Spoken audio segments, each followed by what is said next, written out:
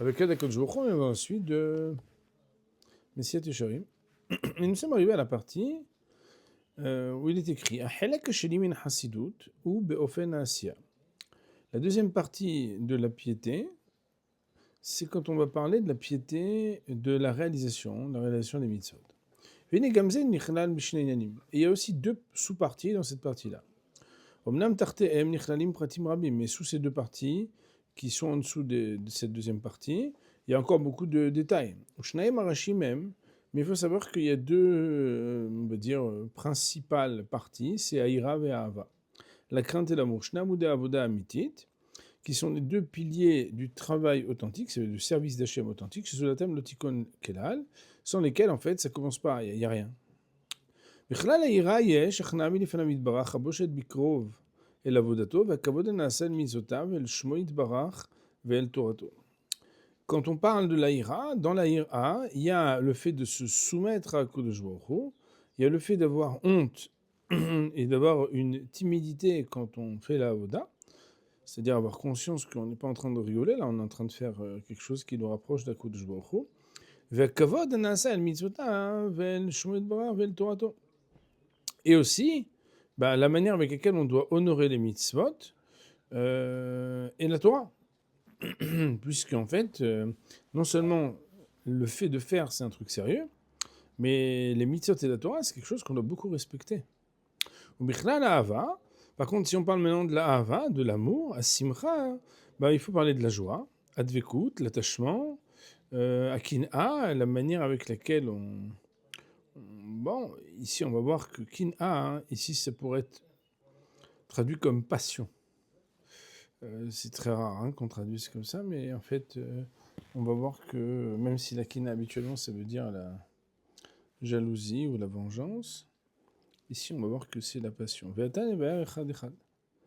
Et maintenant, on va expliquer un par un les sujets qu'on a mentionnés.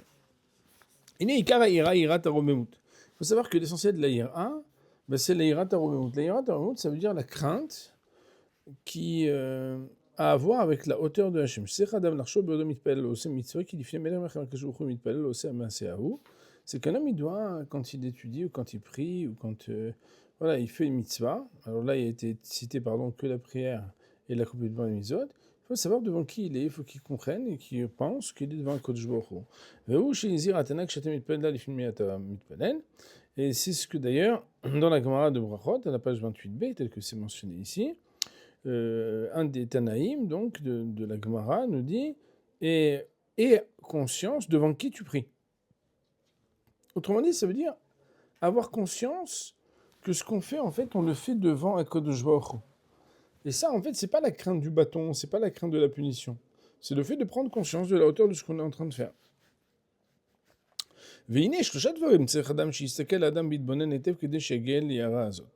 il y a trois choses que l'homme doit observer et réfléchir pour arriver à cette crainte-là, qui est la crainte qui n'est pas la crainte du bâton, mais justement le fait de penser et de comprendre quelque chose de redoutable et de respectable, infiniment respectable. La première chose,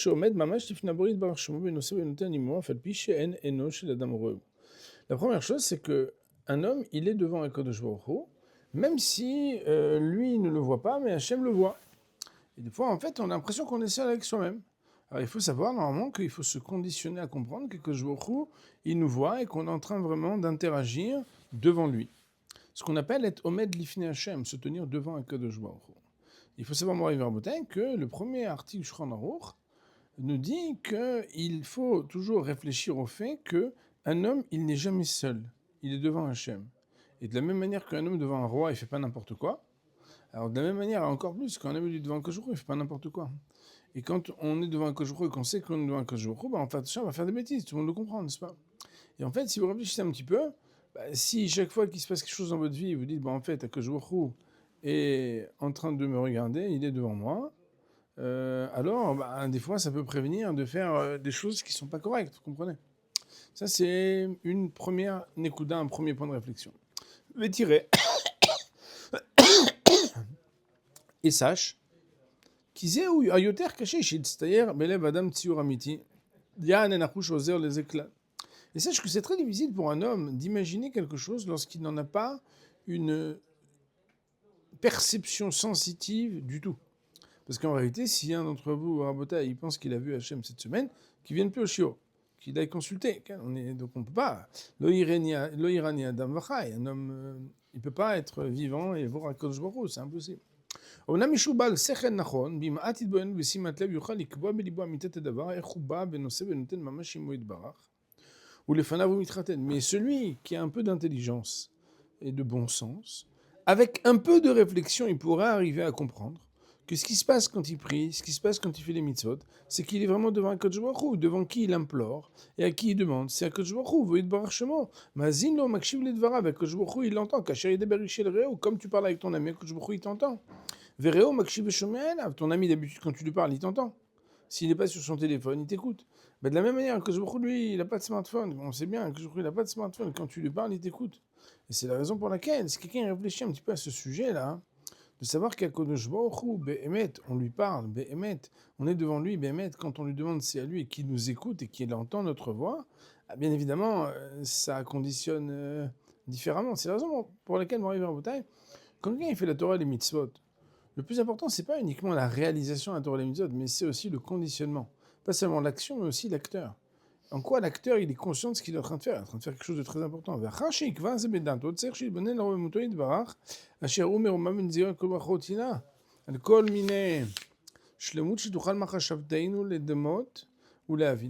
partir du moment où tu dis que jour il te regarde, que jour il t'entend, que jour il est présent dans tous tes faits et gestes. Après, la deuxième réflexion, c'est de se dire, bon, mais que jour c'est qui? C'est l'être parfait. Et le fait de se trouver devant un être parfait, qui te regarde, qui t'observe, qui t'entend, qui t'écoute, à qui tu peux t'adresser, demander et partager, c'est sûr que c'est encore plus engageant. Autrement dit, il faut savoir, si par exemple quelqu'un, il sait que il est avec sa femme en train de discuter, et puis il y a un sujet sur lequel il n'est pas tout à fait d'accord, mais le beau-père est présent. Le beau-père est présent, tu fais attention à comment tu parles à ta femme. La belle-mère est présente, tu fais attention à comment tu parles à ta femme. De la même manière, l'épouse, elle est là, elle est un petit peu contrariée, mais si la mère de l'époux, donc la belle-mère est présente, elle va faire attention à comment elle va parler. Et si elle a une belle-mère, on va dire, qui est une personne qui est imposante, alors encore plus, n'est-ce pas? En réalité, le fait de savoir que Jourou, il est présent et qu'il nous regarde, c'est quelque chose qui est déjà engageant. Mais si en plus on réfléchit à la hauteur d'Akadosh Baruch Hu, à la perfection d'Akadosh Baruch Hu, à l'importance d'Akadosh Baruch Hu, alors c'est différent. La manière si quelqu'un est devant quelqu'un, c'est son meilleur ami ou c'est son cousin, c'est pas la même chose que quand quelqu'un il est devant un oncle. Et c'est pas la même chose que quand quelqu'un est devant un grand-père ou un grand rabbin. C'est pas la même chose que quand quelqu'un est devant un roi. Et c'est pas la même chose que quand quelqu'un est devant le roi des rois des rois. Et que je trouve c'est le roi des rois des rois. Donc premièrement, t'es pas seul, que je te regarde, il t'écoute. Deuxièmement, si tu réfléchis à ce que tu peux, bien évidemment, de ce que Akadosh Baruch Hu il peut représenter, alors c'est quelque chose qui calme énormément. Okay, rien qu'en parlant de ça, on est calmé nous-mêmes, on doit faire attention. Là, on est en train d'étudier la Torah et tout, est-ce qu'on se tient bien? Tu te tiens bien? Non. Donc, il faut réfléchir. Et alors, le Rav, il nous dit, c'est un sujet, si vous regardez mettre dans les Sidom Sfaradim, avant de commencer la Amida, c'est marqué qu'il faut réfléchir à la hauteur d'Hachem et à la petitesse de l'homme. Et que ça fait partie du conditionnement requis pour être sûr de commencer sa Amida différemment. Et lui, le Rav, et il faut aussi réfléchir à la bassesse de l'homme et au fait que, voilà, et on est fait de chair et de sang, on est très matériel, on est très organique. Ça, c'est avant de parler des fautes. Mais quand en plus, on parle de tes fautes, tu vois bien, quand on se regarde dans le miroir, on se dit, attends,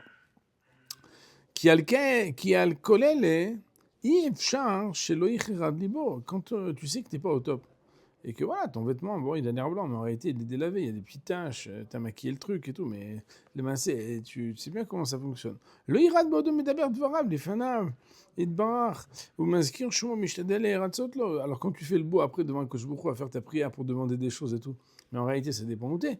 Si tu t'es comporté convenablement, tu demandes des choses à Kosh Baruch Hu, à la limite. Mais si quelqu'un il se rend compte qu'en réalité, il est fait de chair et de sang et qu'il n'est pas si sadique que ça et qu'il y a des choses des fois qui ne sont pas exceptionnelles dans son comportement, à ce moment-là, ou il doit être Hachamira avec Gilu Mirada. Et qu'un homme, il doit essayer de servir à Kodesh Baruch Hu avec crainte et que Gilu Mirada, même quand tu as une certaine joie, c'est toujours avec un tremblement. Pourquoi? Parce qu'en réalité, il y a la ira. Ici, en fait, on nous parle de la Hirata Robemut, ça veut dire le fait de craindre Akadosh Baruch Hu parce qu'on a conscience de sa grandeur et connaissance de notre petitesse. Et ce ratio-là, ce rapport-là, bah, il fait que quand on se présente devant quelqu'un de très grand et qu'on sait qu'on est tout petit, alors on est très gêné. Urti, il est d'ailleurs écrit aussi El Na'arot Besot Kedoshim Rabba Venora Al Kol Siviva. Ça veut dire quoi? Donc, Akadosh Baruch Hu, il est mis en éloge dans le secret des êtres saints. Il est grand et redouté. Nora, ça veut dire Milachon Ira, hein, c'est parti passé de Ira. Il est redoutable, Al Kol Siviva, sur tous ceux qui sont autour de lui. Ki Amalachim Liotam Yoter Krovim Elav Yitbarach Mibnei Aguf HaChomri. Là-bas, on parle des anges. Et on dit que les anges, eux, ils sont plus proches d'Hachem que nous, parce qu'ils n'ont pas d'enveloppe corporelle. Kanaim Yoter, les Damot Shevar Gdolat, eux, c'est plus facile pour eux de pouvoir faire la louange et l'éloge de Akadosh Baruch Hu. Ken Morawa, Lehem Yoter Mima Shewal Ben Adam. C'est la raison pour laquelle ils peuvent redouter différemment et plus grand que ce qui se passe chez les hommes, parce qu'ils peuvent s'approcher encore plus près. Et voilà que David Améler, c'est vrai qu'il faisait l'éloge en disant je vais me prosterner devant ton arche sainte avec crainte. Il est marqué Nihat ou. Omer Elokai Boshti Venichati Larim Elokai Panay Elecha. Là, il faut comprendre un petit peu qu'est-ce qu'il veut dire. Ça veut dire qu'en réalité, quand je me prosterne devant ton arche sainte, c'est avec crainte. Quand il est marqué Bneshmi Nichat ou, quand Behemet, à cause de son nom, Nihat, c'est une notion hitat qui veut dire la crainte, c'est quelque chose qui invoque la crainte. Et donc il est écrit aussi, mon Dieu, Boshti, j'ai eu honte, Venichlamti, j'étais honteux. La rime Elokai de lever, mon Dieu, Panaï, ma face devant toi. Ça veut dire, moi, peut-être que dans la vie, il faut être capable, par exemple, quand on est dans une synagogue, les gens, des fois, ils plaisantent, ils rigolent, ils se détendent, etc. En fait, on est dans un lieu où il y a la présence des amis entre eux encore plus grande. Tu es venu pour parler avec Akadosh Baruch Hu, tu es venu pour te tenir devant Akadosh Baruch Hu. Donc, c'est la raison pour laquelle solennité, mais surtout aussi humilité. Tu es devant Akadosh Baruch Hu, tu es venu pour parler avec Hachem. Okay, mais en vraie vérité, il faut savoir que même dans la vie de tous les jours, Akadosh Baruch Hu, il est avec nous. Là, par exemple, il marquait déjà tout le temps, hein, mais quand un homme, en plus, il étudie la Torah, il y a la Shrina qui est présente. Là, par exemple, ça se voit pas, parce que, bon, on n'arrive pas à voir, mais il y a la Shrina est présente quand on étudie la Torah. C'est la raison pour laquelle il faut faire attention. Si quelqu'un, au moment même où il a la Shrina, il est en train de penser à des choses qu'il ne faut pas, il est en train d'avoir une mauvaise pensée sur son ami, il est en train de, voilà, d'avoir une médisance, un truc ou quoi. Encore pire, si quelqu'un il se moque ou il dit des choses pas sympathiques.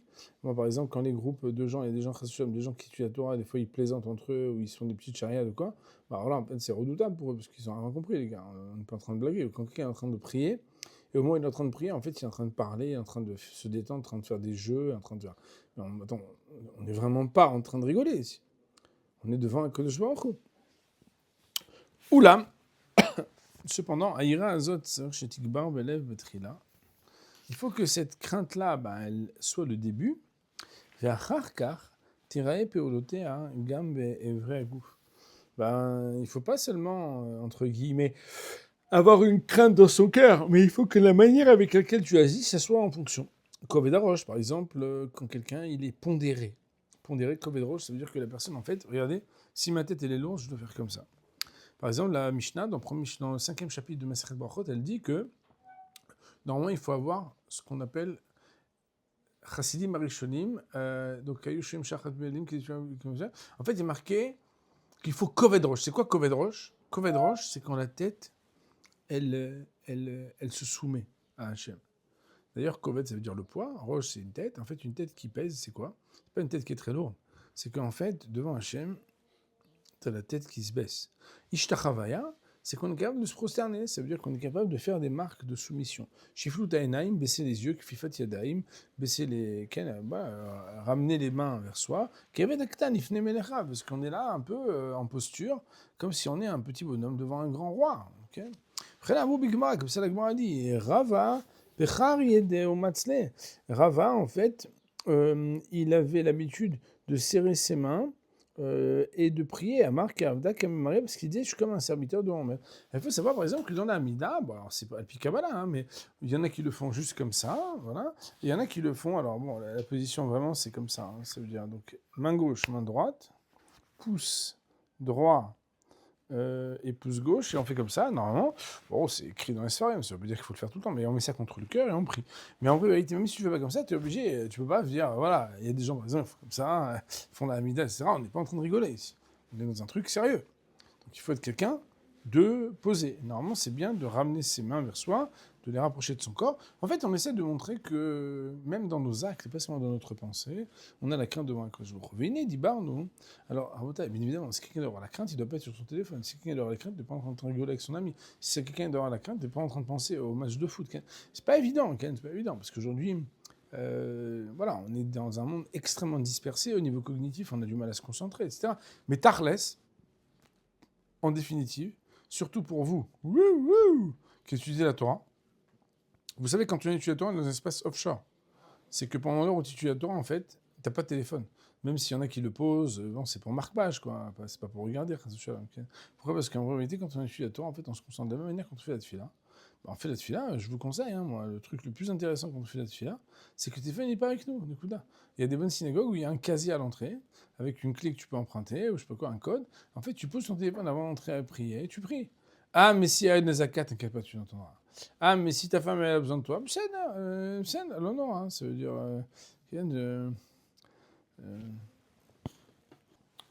non, il me dit le Rav, Bini dit Barbo Data, Minachnam, Minaboshet. On est en train de parler de la soumission et de la honte. On débarre à Minana Kavod, mais on va parler aussi maintenant de l'honneur. Il n'est Kavod Amizai Kara, Kvariziru, nous, à voilà que faire honneur à la mitzvah, la valeur de la mitzvah, nous ont déjà dit, Zekeli Vanveu.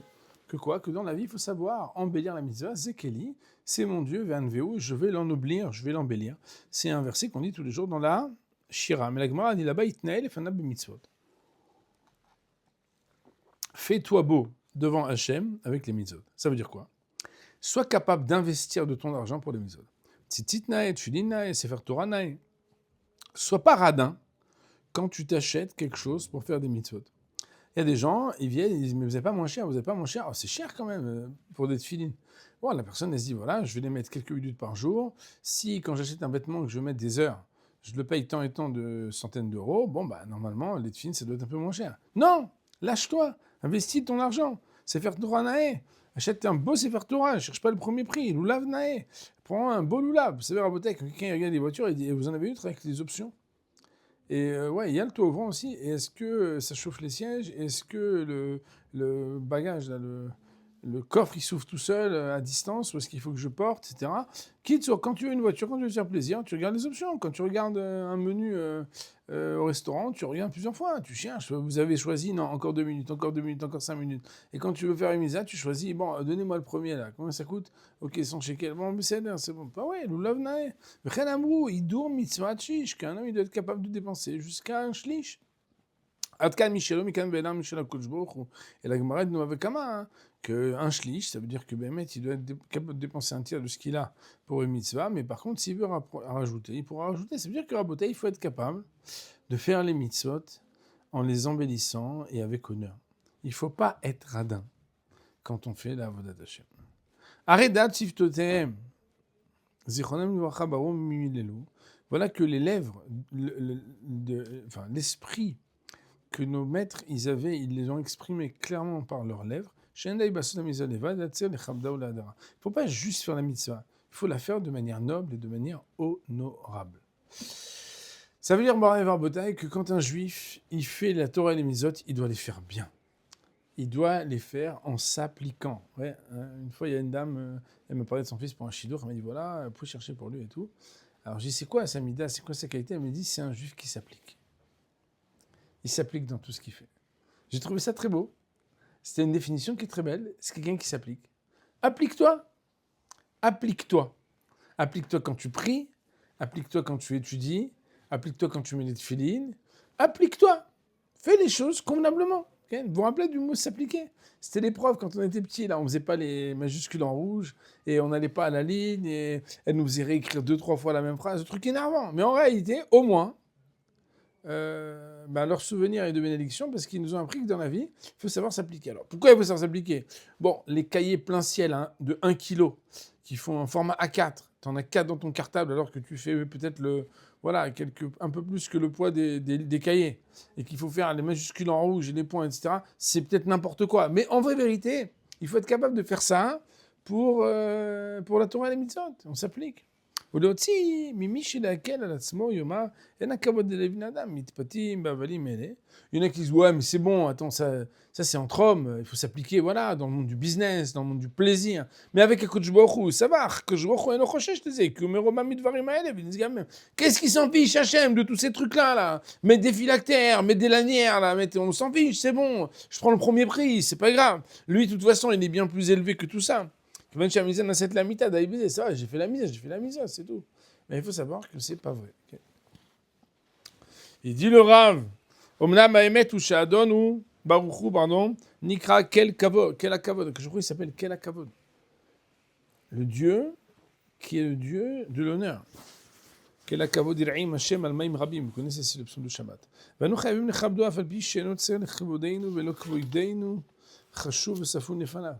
On l'honore parce qu'on doit l'honorer même s'il n'a pas besoin de notre honneur. Tout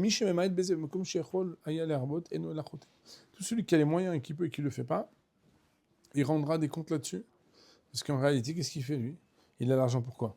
Pour les vacances? Non, d'abord il a l'argent pour les mitzvot. Et pour les vacances, c'est autre chose. D'abord faire bien les mitzvot.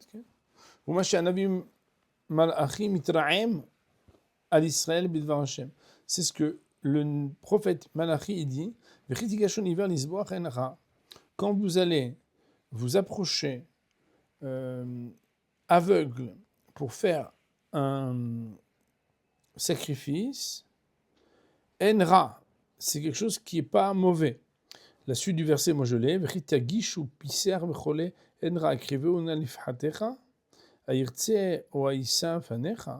Ça veut dire quoi? Alors il faut que je prenne ce passouk. Le verset, il dit des fois, on se dit, ouais, mais sur le Misbéar, de toute façon, le Misbéar, voilà, là-bas, il y a de l'avion qui va brûler, c'est un peu comme ça, de toute façon, ça va être un peu dégoûtant et tout, c'est pas très grave. Il dit, et si tu allais voir un maître, un ministre, un président, comment tu penses qu'il apprécierait ce que tu fais ou pas? Et en fait, de la même manière, Moray Verbotaï, quand on fait quelque chose qui doit être pour la Torah, pour les Mizot, pour le Beth Amikdash, pour le Beth Knesset, il faut se demander, en fait, est-ce que j'aurais fait la même chose s'il s'agissait de faire ça pour quelqu'un d'important? Ouais. On te vend des équipements dans tous les